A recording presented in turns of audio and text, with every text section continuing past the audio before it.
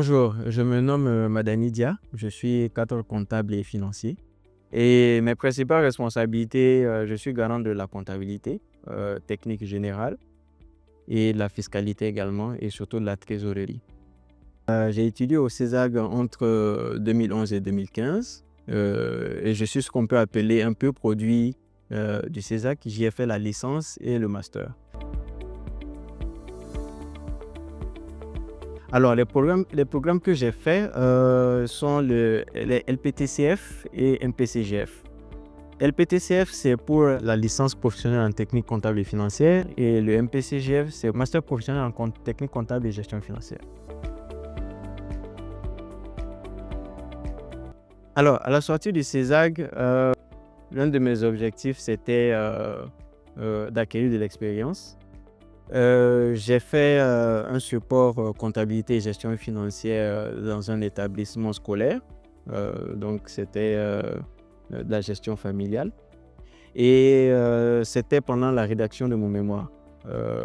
Donc, une fois que le mémoire, j'avais fini avec sa rédaction, j'ai transité en cabinet. Donc, en cabinet d'audit et de commissariat aux comptes. Maintenant, le séjour en cabinet aussi a été assez court. J'ai été sollicité par une compagnie d'assurance, Assurance Vie. Donc, c'est dans cette compagnie que j'officie actuellement. Alors, je suis en assurance depuis un peu plus de 7 ans. Donc, j'y ai commencé en tant que cadre comptable et financier. Et aujourd'hui, j'occupe la position de chef du département comptabilité, fiscalité et trésorerie. Non, c'est bien un département avec des cellules à l'intérieur qui sont représentées en comptabilité technique, trésorerie et comptabilité générale, qui va couvrir la partie fiscalité. C'est une bonne question. C'est vrai que le marché est très dynamique, mais dans le secteur des banques plutôt. En assurance, ça ne bouge pas autant que ça. En assurance, on va dire que le métier est quand même assez, je ne dirais pas nouveau. C'est plutôt pour l'assurance vie que c'est nouveau, c'est assez jeune. À peu près, je dirais une quinzaine, une vingtaine d'années. Mais l'assurance non-vie est beaucoup plus vieille, ancienne. Mais la culture de l'assurance n'est pas encore intégrée dans les mentalités maliennes. Donc, ce qui fait que très généralement, un cadre qui entre en assurance va trouver très généralement ce métier très intéressant, très particulier. Mais c'est surtout qu'il y a une bonne progression de plan de carrière qui peut être observée quand même. Par contre, c'est vrai qu'il n'y en a pas énormément sur le marché. Donc, peut-être que c'est pour ça que ça ne bouge pas beaucoup. Mais bon, pour ma part, ma longévité s'explique par le fait que j'aime l'environnement dans lequel je suis. J'apprécie beaucoup le professionnalisme et c'est surtout l'opportunité pour moi d'être dans un groupe international. Il faut voir que je suis à Sanlam Assurance Imadi et c'est une assurance qui est présente dans 27 pays en Afrique actuellement. Alors, donc ma longévité s'explique principalement par le fait que Sanlam Assurance Vie, au moment où j'étais recruté, était toujours une société jeune. Donc, il y avait beaucoup de choses à mettre en place et c'est très motivant et très intéressant de ne pas être dans une routine, devoir tout le temps chercher à innover, améliorer, créer. Et ensuite, la société a grandi quand même lors de ces 7 années et l'équipe aussi s'est agrandie. Donc, ce qui fait que ça faisait aussi de nouvelles responsabilités. D'ailleurs, même Sanlam ne s'est pas toujours appelé Sanlam. Ça a été d'abord Colina, ensuite Saham. Donc, c'est le groupe marocain d'assurance Saham qui avait racheté Colina. Et après ça, on a eu aussi le rachat de Saham par Sanlam, un groupe sud-africain qui est un groupe quasi centenaire en assurance. Donc, ils ont pu apporter toute leur expertise et leur expérience en la matière, surtout en assurance vie. Donc, cette longévité, c'est surtout ça. C'était l'opportunité pour moi de faire grandir quelque chose et de grandir moi-même.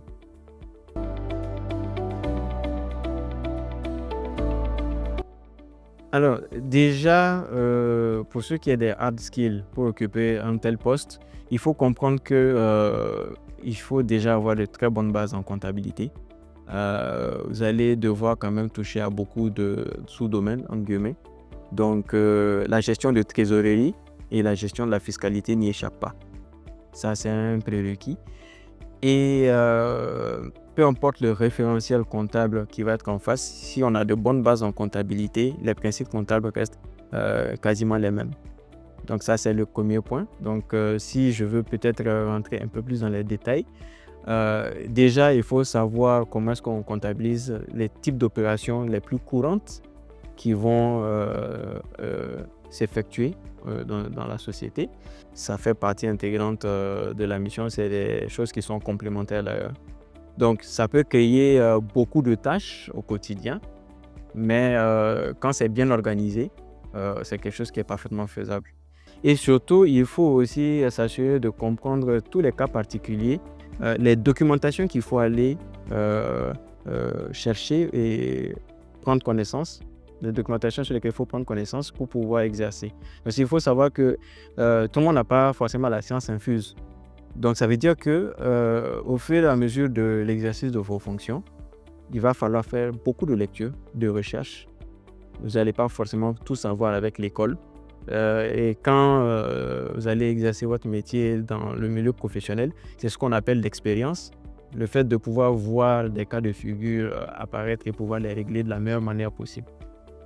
Ensuite, il faut savoir que vous avez quand même besoin d'avoir des notions en contrôle interne et en contrôle de gestion, ne serait-ce que pour pouvoir savoir comment est-ce qu'on répartit bien des fonctions et des tâches dans une équipe, si on doit diriger une équipe. Et ensuite, comment est-ce qu'on pilote une activité en lisant ses propres chiffres et en analysant ses propres statistiques. Savoir tirer parti des équipes, avoir une bonne lecture des capacités et des personnalités des collaborateurs pour pouvoir en tirer un meilleur parti. Il est important d'être un bon lecteur qui permet d'avoir une bonne complémentarité. Donc, il faut savoir quelles sont les forces et les faiblesses des collaborateurs, savoir comment lier leurs performances et comment les motiver. Et il est important aussi d'avoir quand même une connaissance de la culture de tout un chacun parce que c'est important de prendre ce pivot-là pour pouvoir tirer le meilleur parti des collaborateurs qui travaillent avec vous.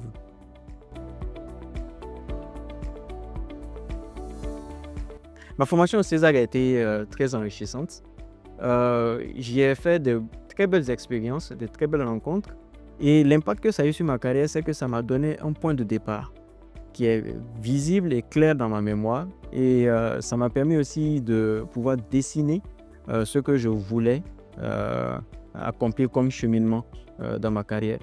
Et ce qui est intéressant aussi, c'est que le CESAG, c'est une formation qui est assez complète, qui permet d'avoir tous les prérequis et on va dire en guillemets le soubassement pour approfondir le secteur d'activité dans lequel vous allez évoluer, avoir toutes les bases pour savoir où est-ce que je vais chercher les informations, comment est-ce que je deviens un expert dans mon domaine et les appliquer au fur et à mesure. Alors, mes meilleurs souvenirs au CESAG tournent autour de tous ces moments passés dans les travaux de groupe, sous pression, à préparer les travaux et les examens. Ça m'a permis de tisser des liens avec mes camarades de classe. Et surtout, ça nous a tous appris à comment collaborer ensemble, à chercher à utiliser nos complémentarités. Et aussi, il y a eu les journées culturelles. Étant donné que je suis dans une entreprise qui est présente dans plusieurs pays, donc il y a plusieurs cultures différentes. Donc ça a été un très bon souvenir, j'ai découvert des cultures, mais ça m'a montré aussi l'importance de connaître un peu la culture des autres et puis d'apprendre à les prendre en compte dans les interactions. C'est quelque chose qui est important, de montrer l'importance aussi des cultures d'autrui. Et donc j'ai vraiment adoré ça. Et on a fait aussi, on a battu campagne pour l'association des étudiants du CESAG. Et ça fait partie aussi de mes souvenirs les plus marquants. Et je peux vous dire que c'est littéralement comme une mini-élection présidentielle. Il y avait tout ce qu'il fallait, comme imagerie, logo, banderole, même côté habillement. Et le curseur est vraiment poussé assez loin.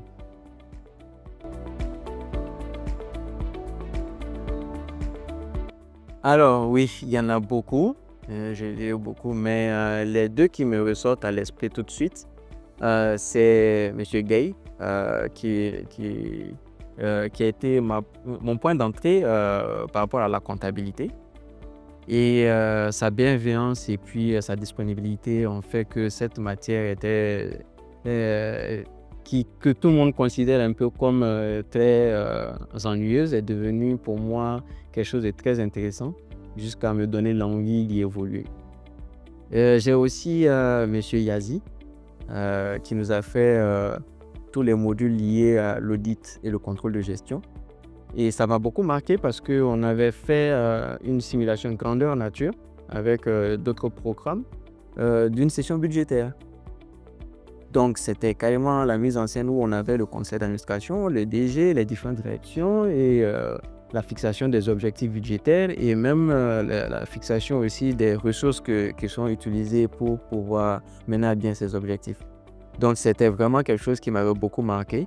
Et surtout sa grande disponibilité lors de la rédaction des mémoires et ses conseils avisés, c'est quelque chose qui m'est resté en mémoire.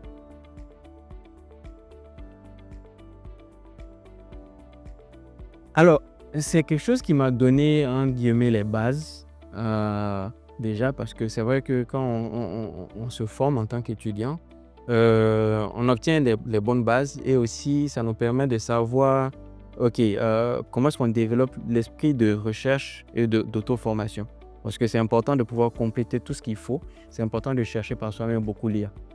Donc déjà, ça m'a donné les bases et ça m'a fait comprendre aussi que c'est quelque chose qui est important dans mon métier. Je ne peux pas me contenter d'uniquement dire que je vais faire que de la comptabilité. Donc, ce qui fait que quand je suis confronté aux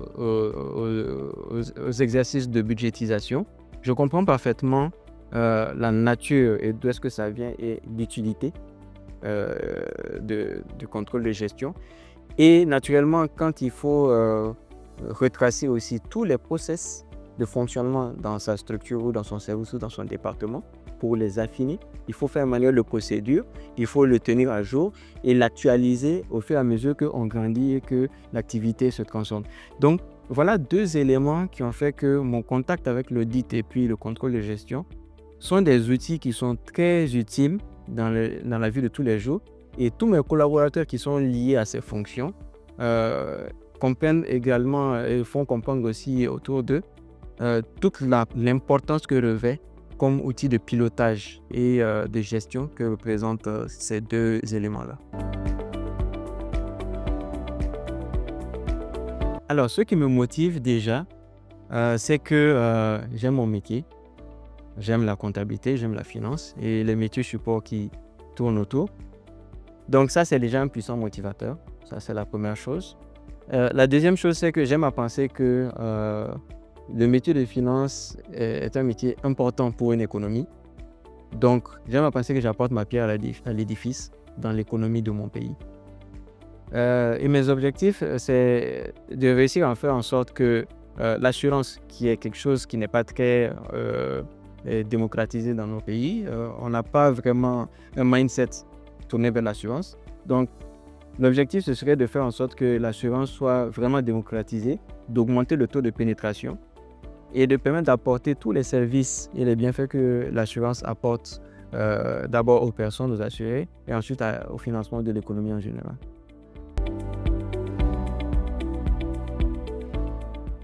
Alors, ce qui est intéressant, c'est que la passion pour la maintenir, c'est que vous avez tout le temps des défis, des nouveaux défis. Chaque année avec ces nouveaux défis. Donc, vous avez à chaque fois besoin de créer, innover, d'optimiser. Donc, ces constants changements en question maintiennent la passion parce que vous êtes tout le temps en train d'apporter quelque chose de nouveau.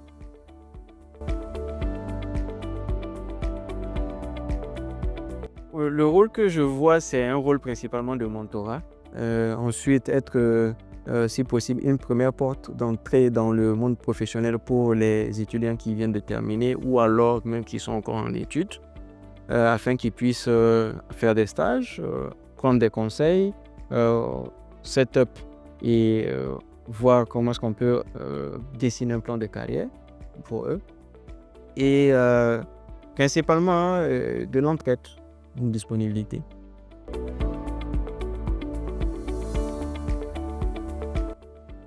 Alors, j'aimerais donner comme conseil, déjà la première chose, c'est que le CESAG est une formidable institution qui, qui crée un environnement d'apprentissage, euh, on va dire, assez complet et très intéressant. Donc, il ne faut pas lésigner à se renseigner déjà sur l'institution, à se renseigner sur le pays pour y vivre et préparer correctement le concours. Parce que normalement, toute institution qui a un niveau d'exigence élevé, naturellement met en place des concours d'entrée pour savoir quels sont les étudiants qui vont venir vers nous. Donc, c'est quelque chose qui est très important. Donc, il faudra le préparer correctement. Mais il faudra aussi se préparer psychologiquement au fait que vous allez vivre un challenge. Vous allez apprendre à travailler sous stress, à enchaîner un gros volume d'informations et de choses à faire. Mais c'est quelque chose qui va vous donner toutes les armes nécessaires pour pouvoir naviguer dans le monde professionnel et même dans la vie en général. Donc, ce sera quelque chose de très enrichissant. Et il faudra garder contact avec toutes les connaissances que vous allez découvrir là-bas. Alors, mes recommandations, il faut savoir qu'avec le CESAG, comme je l'ai dit, vous allez avoir tout ce qu'il faut en matière de soubassement de connaissances. Mais ce sera à vous de pouvoir les approfondir, de beaucoup lire, de faire des recherches pour devenir expert dans le domaine que vous aurez choisi. Donc, je recommanderais de maximiser le transfert d'expérience que vous allez avoir avec tous vos camarades et promotionnaires qui sont déjà des professionnels, avec les professeurs et intervenants qui vont vous donner les cours, et mettez un accent particulier sur les stages, sur leur pertinence par rapport à votre plan de carrière et l'immersion que ça vous permettre aussi d'acquérir dans le monde professionnel. Donc, multipliez les stages pertinents. Et une autre recommandation, ce serait sur les connaissances que vous allez faire au CESAG seront très importantes pour votre réseau professionnel. Donc, ça veut dire qu'il faudra garder ces connaissances dans votre portefeuille parce que le réseautage est quelque chose qui permet de créer une force. D'accord? Donc, vous êtes les entrepreneurs et les travailleurs de demain. Et vous avez cœur à créer un environnement économique dynamique. On doit développer nos pays, donc c'est quelque chose qui est extrêmement important et c'est important qu'on le fasse en groupe parce que seul on ne peut pas réaliser grand-chose. Donc un réseau et sa force serait très important, donc gardez contact avec votre réseau que vous allez vous faire là-bas.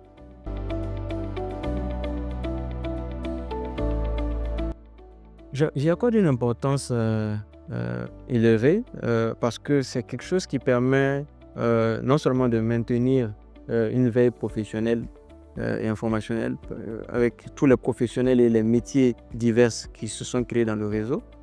Ça nous permet de rester à jour dans nos différents domaines d'activité. Et ensuite, c'est, comme je l'ai dit un peu plus tôt, une première porte d'entrée aussi pour les étudiants dans le monde professionnel. Et ceux qui auront fini pourront aussi représenter les nouveaux collaborateurs de demain pour le réseau en question. Et c'est très important de garder ça parce que c'est ensemble qu'on pourra apporter de la valeur dans notre pays, apporter de la croissance et développer l'économie tout simplement.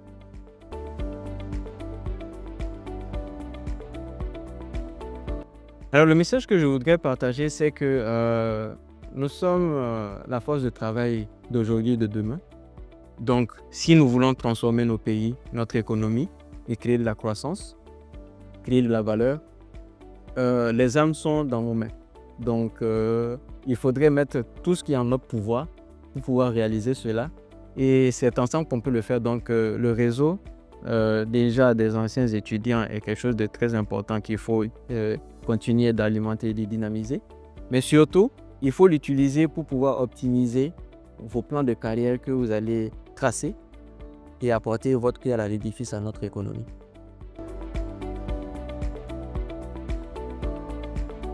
Alors, je suis très email, donc on peut me contacter par mon adresse email madani.dia@outlook.fr.